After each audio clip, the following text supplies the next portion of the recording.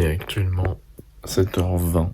Je vous amène aujourd'hui à un vlog. C'est la première fois que je fais ça. On va aller voir le film Mario ensemble. Je viens de me réveiller il y a 20 minutes du coup. Et je vous amène avec moi.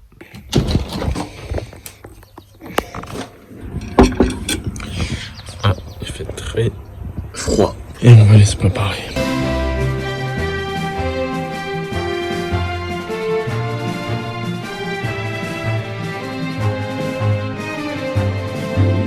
C'est parti pour la douche. Le petit t-shirt Mario 1985-2020. Un petit pantalon rouge et après le reste.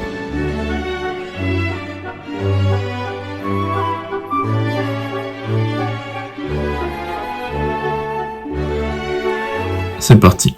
On va prendre il y a bonne heure et demie de route et je vous retrouve tout à l'heure. Il fait beau, il y a un beau soleil.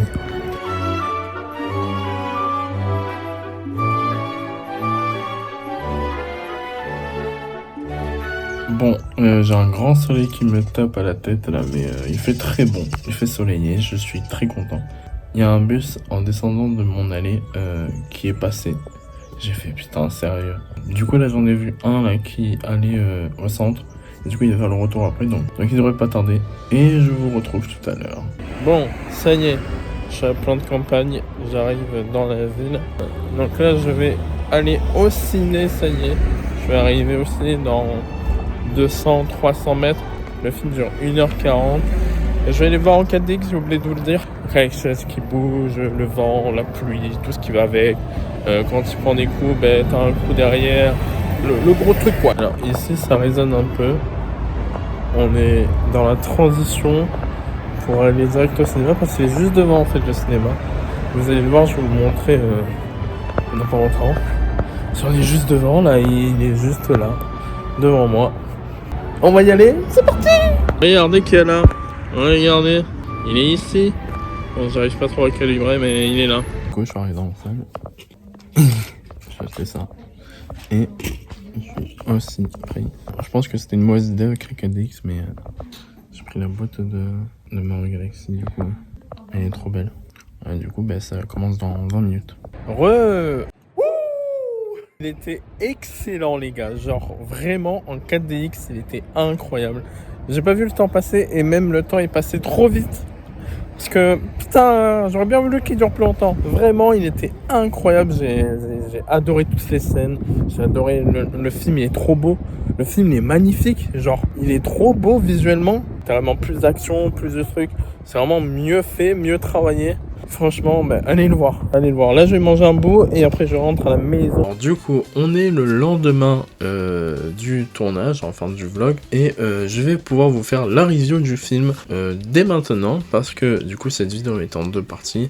Le vlog que vous avez vu tout à l'heure et la partie review qui est juste maintenant. Alors, on va directement commencer avec la partie non spoil. Alors du coup pour une durée de 1h40 le film était globalement très bien justement en plus parce que je l'ai vu en 4DX. Pour ceux qui ne savent pas ce que c'est que la 4DX, mais je vous avais déjà expliqué dans le premier film Super Mario Bros, c'est les salles vous savez avec les chaises qui bougent, la pluie, le vent, tu te prends des jets, quand tu as un coup de poing tu te prends un petit coup derrière. La 4DX c'est vraiment incroyable. Alors ça bouge beaucoup hein. Faut pas manger avant hein.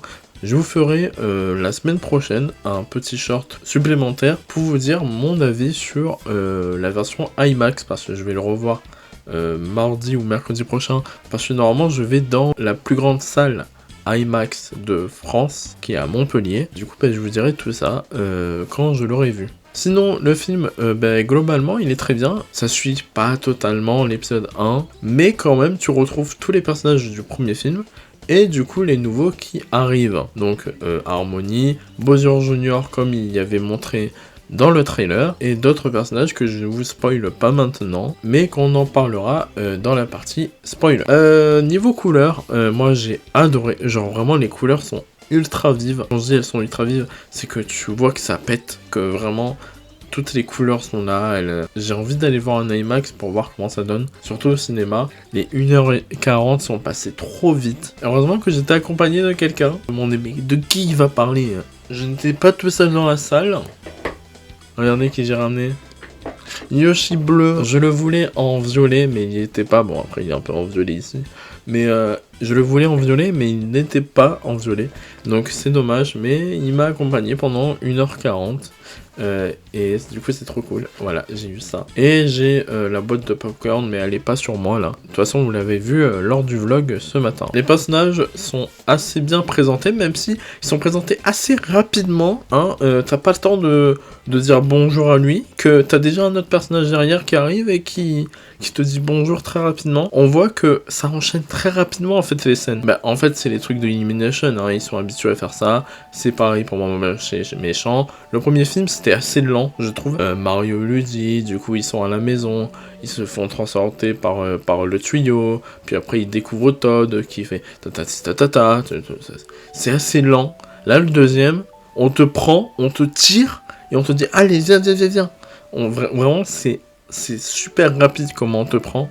Et du coup, j'ai réussi à comprendre des trucs. Mais en fait, tellement que c'était rapide, moi je voulais... c'est pour ça que je vais avoir un deuxième visionnage aussi. Je voulais voir les easter eggs. J'en ai reconnu pas mal. Même si j'ai l'impression qu'il y en a moins que dans le premier. Mais du coup, j'ai besoin d'un deuxième visionnage pour vraiment... maintenant que je connais le film, juste regarder alors visuellement comment il est le film en IMAX. Mais aussi voir un petit peu les secrets qu'il y a par-ci par-là. Parce que vraiment, je suis curieux. J'ai vu les critiques, entre guillemets, après avoir vu le film. Moi, je le trouve très cool. Le film, vraiment, je me suis pas ennuyé pendant 1h30. Il y a des scènes où j'ai rigolé comme pas possible.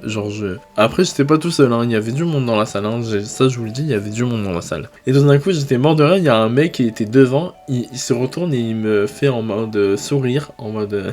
Du coup, maintenant, on va passer à la partie spoiler. Alors, pour commencer le spoiler, je vais vous dire un truc. C'est que vous devez rester jusqu'à la fin du film. Alors, là vous allez me dire, c'est le but d'un film de rester jusqu'à la fin normalement. Non mais, quand je dis jusqu'à la fin du film, c'est, il y a un crédit. Donc vous regardez le premier crédit, donc il y a l'animation, tout ça, avec les crédits de fin, tout ça. Vous regardez, parce qu'il y a un truc, et vous regarderez après les crédits en noir et blanc, les fins de crédits officiels. Vous regardez aussi ce moment-là, c'est important. Vraiment, ça amène quelque chose. Ça amène, du coup je peux vous spoiler, mais ça amène vers normalement un troisième film. Même si... J'ai vu ça récemment dans une interview, Jack Black, il a direct spoilé qu'il allait y en avoir un troisième en 2029. Et il a dit dans cette interview, ça se pourrait que dans le troisième film, je chante à nouveau. Tout le monde se rappelle de cette musique. Ne me faites pas rappeler cette musique, s'il vous plaît. Les apparitions, on va en parler. Du coup, on a Fox qui est apparu. Alors, du coup, en fait, le moment où je l'ai vu, en gros, moi, je voulais pas trop me spoiler le film. Et en fait, je me balade sur Instagram. Et je vois une affiche, je vais vous la mettre juste là, je vois une affiche de Nintendo, de Universal, de Universal, de Nintendo, je vois une affiche avec Fox et avec Mario Galaxy. Et là je me dis, bon, c'est un poisson d'avril, je regarde la date, c'était le 29 je crois qu'il avait mis. Je fais, sérieux? Et en fait je me rends compte que le monde entier, entre guillemets, enfin les fans de Mario Galaxy qui voulaient aller voir le film, en fait, il n'y avait pas que moi qui était énervé. En fait, il y a le monde entier qui se sont dit, mais les gars, mais pourquoi vous avez fait ça? Pourquoi vous avez spoilé qu'il allait y avoir Fox dans le film? Alors déjà, qu'est-ce qu'il fout dans le film? Et du coup, maintenant, tous ceux qui ont vu le film, en vrai, c'est une bonne apparition ce qu'il a fait. C'est une vraie bonne apparition. C'est un moment important sur, en fait, le déroulement de comment il est arrivé dans le film. C'est vraiment bien fait. Toutes les apparitions que vous avez vues, c'est-à-dire Rob aussi, qui a apparu dans le film, en mode... alors ça m'a fait rire parce que je pense qu'ils ont fait aussi une ref. Alors, ils ont dû faire une ref à Zootopia, avec le mec qui parle doucement. Mais je pense que surtout, ils ont fait une ref à Rob à l'époque, c'est-à-dire qu'en fait, Rob... à l'époque, alors moi je le connaissais pas parce que voilà, j'avais pas ses consoles, j'avais pas la NES et tout. Mais Rob à l'époque, en fait, quand on jouait avec lui, vraiment il tournait lentement comme ça.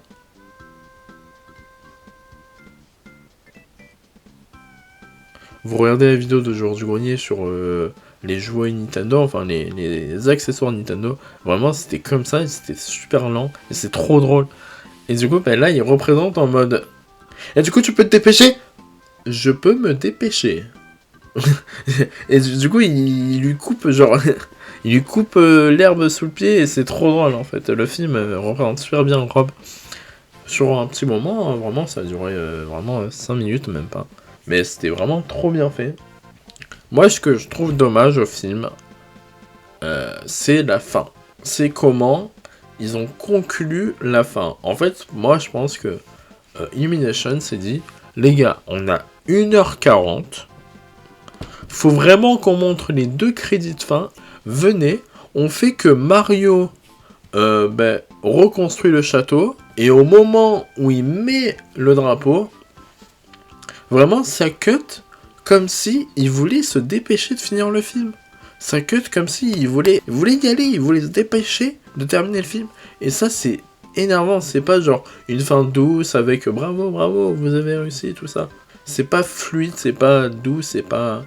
Ça t'amène pas doucement à la fin. Du coup, on a aussi appris pendant le film la relation entre Bowser et Bowser Jr. La vraie relation, parce que, comme vous avez vu dans le film, Bowser et Bowser Jr. avaient une assez mauvaise relation. Enfin, ils avaient une bonne, mais en fait, ils se sont séparés depuis des années et des années. Et du coup, là, on apprend que du coup, les deux avaient une très mauvaise relation. Et tout au long du film, en fait, on apprend que Bowser Jr. est dirigeant d'un vaisseau, et du coup son père va dire « Ah, je suis fier de toi, t'es dirigeant d'un vaisseau maintenant, t'es trop fort et tout ». Et du coup, il va essayer de renouer ses liens avec son fils. Et je trouve ça assez cool, mais en même temps, du coup, Bowser, t'es un petit con. Parce qu'au début, tu nous fais croire que t'allais être meilleur, tout ça. Et en fait, c'est Bowser Jr. qui t'attire pour te dire, hé, quand même, t'es méchant de base. Genre, viens avec moi, viens, on continue ça. C'était bien. Mais le film est vraiment cool sur cet aspect-là de relier les liens entre Bowser Jr. et Bowser et l'histoire principale de Harmony et Peach. Parce que du coup, tu en apprends un peu plus sur les deux, même si dans les jeux tu le savais déjà un peu. Là, du coup, tu apprends toute l'histoire entre Peach et Harmony, comme quoi Peach c'est la fille de Harmony, et que en gros, pour sa sécurité, Harmony a décidé de laisser partir Peach, et du coup, elle s'est fait recueillir par des Luma, non, par des Toads. Après, ce que je trouve dommage, un autre que je trouve dommage, c'est la façon comment on présente Harmony. C'est-à-dire qu'en gros, Harmony, on va lui dire, vous vouliez Harmony? Là voilà. Mais on n'a pas de profonde histoire, en fait. Genre, en gros, elle se fait capturer par Bowser Jr., justement, elle se fait capturer. Peach va l'aider, ils renouent des liens. Bowser Jr., c'est pareil. Ils sont tous amis, et on redevient comme avant, bravo, fin du film, c'est super. Je trouve que ça va trop vite, vraiment, le film, j'ai trouvé qu'il allait trop vite dans ce sens-là. Et je trouve ça dommage, du coup, pour un film qui aurait pu mieux être, même s'il était pas mal du tout. Hein. Moi, j'ai mis 5 sur 5 sur Letterboxd, parce que, fan de Mario, et surtout de Mario Galaxy, j'étais obligé, hein. Il était très bien, le film. Hein. Mais voilà. D'ailleurs, j'ai une autre surprise à vous montrer. Regardez ce que j'ai trouvé. C'est un yo-yo Luma. Il n'est pas si lourd que ça. Il n'est pas si lourd que ça. Mais ça fait longtemps que j'ai pas fait de yo-yo en plus. Alors comment on fait déjà?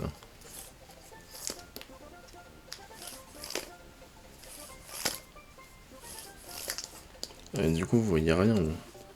Luma qui était très mignon dans le film, enfin les bébés Luma qui étaient trop mignons. J'ai adoré comment ils se présentaient. En fait, les Luma m'ont fait un peu penser aux mignons dans Moche et Méchant. Et du coup, j'ai vite fait le rapprochement entre les deux. Et je me suis dit, Illumination, ils ont réussi à montrer que aussi les Luma peuvent être un peu des les Luma peuvent être aussi un peu des personnes énervantes à tenir sans en se calmant en fait. Et je trouve ça trop drôle. Les combats, j'en ai pas parlé, mais les combats sont incroyables aussi. Le combat contre Bowser Jr., j'ai adoré. Mais le meilleur combat pour moi, si je devais en choisir un, en vrai, le meilleur combat que j'ai aimé, alors c'est pas un combat, mais c'est le petit parcours avec Peach qu'ils ont fait tous les deux. C'est le parcours qu'ils ont fait tous les deux en mode... après, il y a eu la transition à la 2D et tout, c'est super bien fait. Et ouais, franchement, le film, j'ai adoré. Je ne sais pas quoi dire d'autre, franchement. Du coup, bah, au lieu de dire n'importe quoi, je vais plutôt m'arrêter là. J'espère que le vlog et ma review vous a plu. On se retrouve bien très bientôt pour la suite sur YouTube. C'est Sakoniwa et bisous à tous.